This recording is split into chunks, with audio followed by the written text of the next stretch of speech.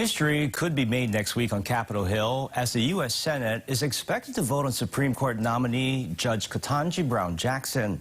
Now, if confirmed, she would become the first black woman to serve on the nation's highest court.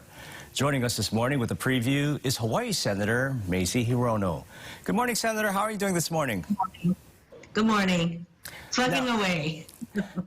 Now, first up, the Judiciary Committee is expected to vote on Monday on the confirmation of Judge Jackson. Do you expect any delays or holdups? We're expecting that the Republicans will come up with all kinds of reasons that we shouldn't be sending her out for confirmation.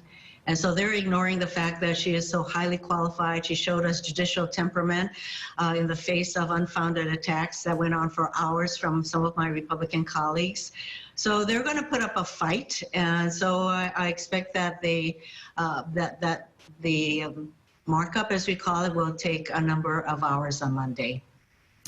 And then moving forward, when do you expect the full Senate to vote on Judge Jackson? And do you expect any more obstacles?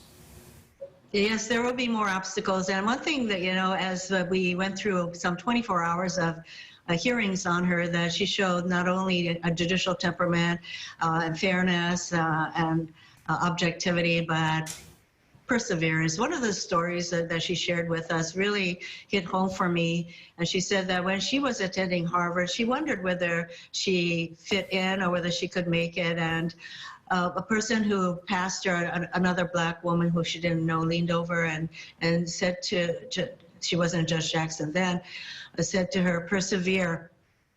That meant a lot to me because that was my watchword growing up as a poor immigrant kid trying to learn English, among other things.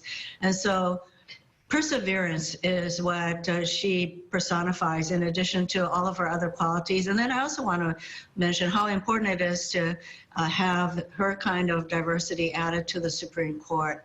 It means a lot. She told us how she's been hearing from girls and women and black community members all across the country saying how important her presence on the court will mean to them.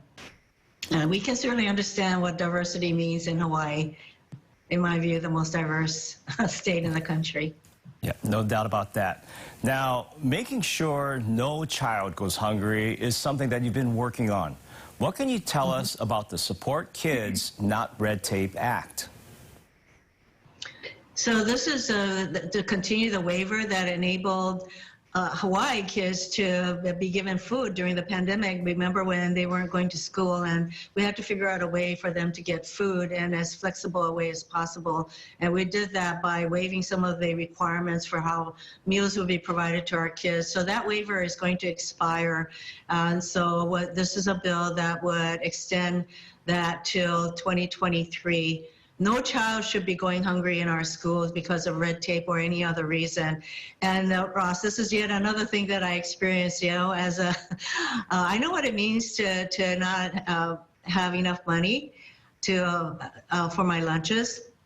And when I was going to elementary school, my school created a program just for me so I could be a cashier in order for me to get free lunches. So I know what it means to run short of money, and families in Hawaii experience that. And imagine how wonderful it would be if all of their children get meals regardless of their income, and that's what I'm moving toward. I think we should look at feeding our kids in our public schools like we think about healthcare. It is a right, not a privilege, and no child should go hungry.